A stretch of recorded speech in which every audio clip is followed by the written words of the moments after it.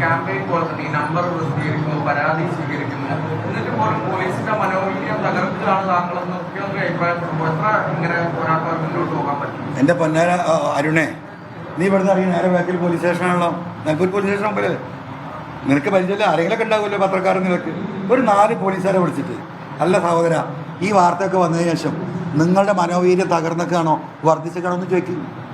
എന്നിട്ട് അന്ന് നിന്റെ ഇതിലൊന്ന് വിട് ആ സാധനം, ആ പോലീസുകാരുടെ സ്റ്റേറ്റ്മെൻറ്റ് സ്വകാര്യമായിട്ട് പറഞ്ഞാൽ മതി. അല്ല അത് ചെയ്തു തരുമോ അരുണ? അത് ചെയ്തു തരുമോ? അത് ചെയ്യോ? അല്ല അത് ചെയ്യല്ലോ നിങ്ങൾ. ഇത് നിങ്ങളെ ബാക്കിയല്ലേ? നിങ്ങൾ 4 പോലീസുകാരെ പോയി ചോദിക്കുന്നത്. അല്ല സഹോദരൻ, ഇങ്ങനെ പറയുന്നുണ്ട് നിങ്ങളെ മനോവീര്യം, ഈ അൻവർ ഈ സ്റ്റേറ്റ്മെൻറ്റൊക്കെ നടത്തി ഇവർക്കെതിരെന്നൊക്കെ പറഞ്ഞിട്ട് മനോവീര്യം തകർന്നതാണോ ചോദിക്കുന്നത്. 10 പോലീസുകാരോട് ചോദിച്ചാൽ അതിൽ 9 പോലീസുകാരും ഞങ്ങളെ മനോവീര്യം കൂടിയതാണ് എന്ന് പറഞ്ഞിട്ടില്ലെങ്കിൽ ഈ പരിപാടി നമുക്ക് നിർത്താൻ 100% തെറ്റാണ്. പോലീസിൻ്റെ മനോവീര്യം ഉയർന്നിരിക്കുകയാണ്, കള്ളന്മാരുടെ മനോവീര്യം തകർന്നിരിക്കുകയാണ്. കൊള്ള സംഘമായ പോലീസിൻ്റെ ക്രിമിനലുകളുടെ മനസ്സാണ് തകർന്നിരിക്കുന്നത്. സത്യസന്ധരായ പോലീസ് ഉദ്യോഗസ്ഥരുടെ മനോവീര്യം അടിച്ചു കയറിയിരിക്കുകയാണ്. എനിക്കറിയാം. മുഖ്യമന്ത്രി 3-4 തവണ വിളിക്കും, ആദ്യ പ്രസംഗിച്ച് നടത്തി ഓഫീസിലേക്ക് വരാൻ പറയും, അതൊക്കെ നിരാകരിച്ച് വീണ്ടും വീണ്ടും വാർത്താ സമ്മേളനം വിളിക്കുന്നു, പോകുന്നില്ല. ഒരു കേരള സംവിധാനം. ഞാൻ ഈ വാർത്താ സമ്മേളനം വിളിക്കുന്നുണ്ടാ? ഞാൻ ഓരോ വാർത്താ സമ്മേളനത്തിലും വിളിക്കുന്ന പറഞ്ഞ കാര്യം പറയാനല്ലല്ലോ. ഓരോ പ്രാവശ്യം നിങ്ങൾക്ക് ഓരോ സാധനം തരികയല്ലേ, ഓരോ തെളിവുകൾ തരികയല്ലേ, ഓരോ ഡോക്യുമെന്റ് തരികയല്ലേ. ഇത് എനിക്ക് വീട്ടിലിരിക്കാൻ പറ്റുമോ? ഞാൻ ഈ പറഞ്ഞ രാഷ്ട്രീയം അല്ലല്ലോ പറയുന്നത്. ഞാൻ ഈ കേസുമായി അന്വേഷണവുമായി ബന്ധപ്പെട്ട് ഇന്ന് രാവിലെ നിങ്ങൾക്ക് എന്താ തന്നത്? ഈ ഡോക്യുമെന്റ് അല്ലേ. ഇപ്പൊ ഹൈദരാബാദിൽ ഫോൺ ചോർത്തി, എവിടെ DGP? എവിടെ DGP? നാട് വിട്ടില്ലേ കഴിഞ്ഞ തെരഞ്ഞെടുപ്പിൽ? ഇപ്പം NIA അന്വേഷിക്കണം, നിങ്ങളതൊന്നും അറിയുന്നില്ലേ? ഞാൻ വായിച്ചു തരാം. പത്രക്കാരാണ് അടക്ക് പത്രമൊക്കെ ഒന്ന് വായിക്കണം.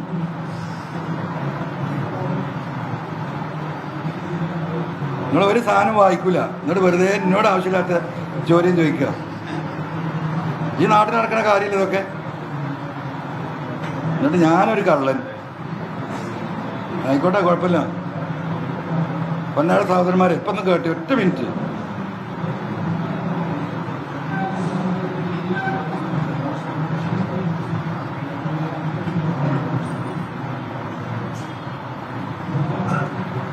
ഒന്ന് കേട്ടേക്ക്, 8 മിനിറ്റാ. കഴിഞ്ഞ വർഷം രേവന്ത് റെഡ്ഡി നേതൃത്വത്തിൽ കോൺഗ്രസ് സർക്കാർ അധികാരമേറ്റതിന് പിന്നാലെയാണ് ഫോൺ ചോർത്തൽ കേസ് പുറത്തറിയുന്നത്.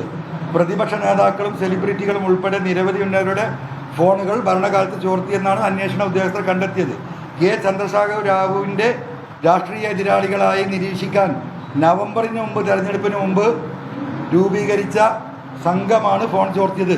നിലവിലെ മുഖ്യമന്ത്രി രേവന്ത് റെഡ്ഡി അടക്കമുള്ളവരുടെ മൊബൈലും ചോർത്തി. മുൻ DCP രാധാകിഷൻ റാവുവാണ് വിഷയത്തിൽ കുറ്റസമ്മതം നടത്തിയിട്ടുള്ളത്. BRSന്റെ നേതൃത്വത്തിൽ അറിവോടെയാണ് തട്ടിപ്പ് നടന്നതെന്ന് കോൺഗ്രസ് ആരോപിക്കുന്നു. മാഷെ, നിന്റെ പാർട്ടി. സംഭവത്തിൽ മുതിർന്ന ഉദ്യോഗസ്ഥരെ additional police superintendent ഭുജംഗ Rao, additional തുടങ്ങി കുറേ ആളുകളുണ്ട്. എന്നിട്ട് നിങ്ങൾ കേട്ടോ, സംഭവവുമായി ബന്ധപ്പെട്ട് 3 മുതിർന്ന പോലീസ് ഉദ്യോഗസ്ഥരെ അറസ്റ്റ് ചെയ്തിട്ടുണ്ട്.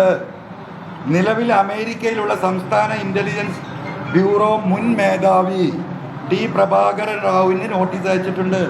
തെലുങ്ക് ദേശം TV ചാനൽ 1 ന്യൂസ് നടത്തുന്ന ശരവണൻ റാവു, പോലീസ് ഉദ്യോഗസ്ഥ രാധാകിഷൻ റാവു തുടങ്ങിയവർക്കാണ് നോട്ടീസ് അയച്ചത്.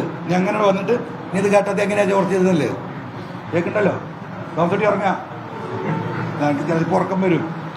രേവന്ത് റെഡ്ഡിയുടെ ഫോൺ സംഭാഷണം ചോർത്തുന്നതിനായി അദ്ദേഹത്തിൻ്റെ വസതിക്ക് സമീപം ഇറക്കുമതി ചെയ്ത ഫോൺ ടാപ്പിംഗ് ഉപകരണങ്ങൾ സ്ഥാപിച്ചതായാണ് വിവരം.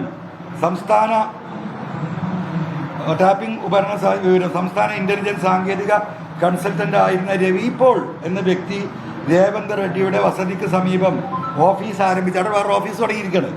ടാപ്പ് ചെയ്യുകയും ഇസ്രായേലിൽ നിന്ന് കേന്ദ്രത്തിൻ്റെ അനുമതിയില്ലാതെ ഇറക്കുമതി ചെയ്ത ഉപകരണത്തിന് 300 മീറ്റർ ചുറ്റളവിൽ സംഭാഷണങ്ങൾ പിടിച്ചെടുക്കാൻ സാധിക്കും. അതിൻ്റെ ഡീറ്റെയിൽസാണ്, മനസ്സിലായോ? അപ്പോൾ അവർക്ക് എന്ത് വേണ്ടി വന്നു? ഇസ്രായേലിൽ നിന്ന് സാധനം ഇറക്കേണ്ടി വന്നു. ഇവിടെ അതിൻ്റെ ഒന്നും ആവശ്യമില്ല. ഇവിടെ ഈ അരീക്കോട്ടങ്ങാടിയിൽ ആ കുന്നിൻ്റെ മുകളിൽ ആ പോലീസ് ക്യാമ്പിലുണ്ട് ഈ പറയുന്ന മാവോയിസ്റ്റ് ഇൻ്റർസെപ്ഷൻ സെൻറ്റർ. അവിടുന്ന് ഫോൺ ഓർത്തുന്നു ഞാൻ പറഞ്ഞത്. ഞാൻ ആ പരാതി കൊടുത്തിട്ട് 4 ദിവസമായി.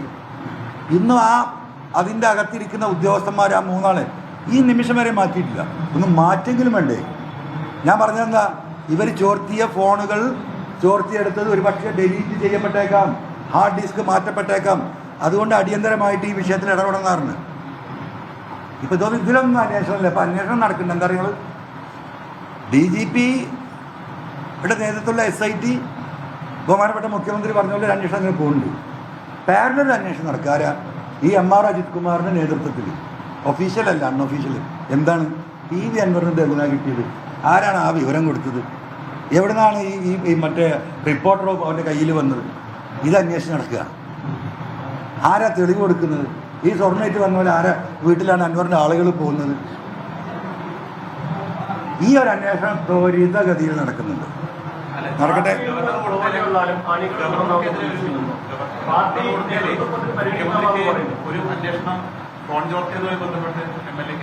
അതെ, പെട്ടെന്ന് ഞാനൊരു കേസ് ഉണ്ടാവില്ല, അങ്ങനെ സുഖമായിട്ട് ഇറക്കി വിചാരിച്ചിരിക്കുകയാണ്. ഇവരൊക്കെ പാടെ കൂടി നാളെ തന്നെ ജയിലിടൂല എന്നില്ല. എന്താ, ഞാനത് പ്രതീക്ഷിക്കുന്നുണ്ട്. ഞാൻ ഈ വിഷയം മുഴുവൻ ഇവിടെ ഉന്നയിച്ചത് ഈ നാട്ടിലെ പാവങ്ങൾക്ക് വേണ്ടിയിട്ടാണ്. ഇവിടെ ഒരു സമൂഹത്തിന് സമാധാനമായി കിടന്നുറങ്ങണം. ഇവിടെ ഈ ഗവൺമെൻറ്റിന് രണ്ടാമത്തിലും അധികാരത്തിലെത്തിയത് ഇവിടുത്തെ സഖാക്കൾ ഈ നാട്ടിലെ പാവപ്പെട്ട മനുഷ്യരാണ്. ആ മനുഷ്യരോട് കമ്മിറ്റിയുള്ള ഒരു ഗവൺമെൻറ് പാർട്ടിയാണ്. ആ പാർട്ടിയുടെ അടിത്തറക്ക് തുരങ്കം വെക്കുന്ന ഏർപ്പാടാണ് ഈ അജിത് കുമാറും ടീമും നടത്തുന്നത്. ഒരു പാർട്ടി സെക്രട്ടറിക്ക് പോലും ഒരു പോലീസ് സ്റ്റേഷനിലേക്ക് കയറി ചെല്ലാൻ വയ്യാത്ത അവസ്ഥ ഈ സംസ്ഥാനത്തുണ്ട്. അതിന് കാരണക്കാരൻ ഈ പൊളിറ്റിക്കൽ സെക്രട്ടറിയാണ്. ആ നയം മാറ്റണം എന്ന് ഈ സമൂഹത്തോട് വിളിച്ചു പറയേണ്ടി വന്നാ.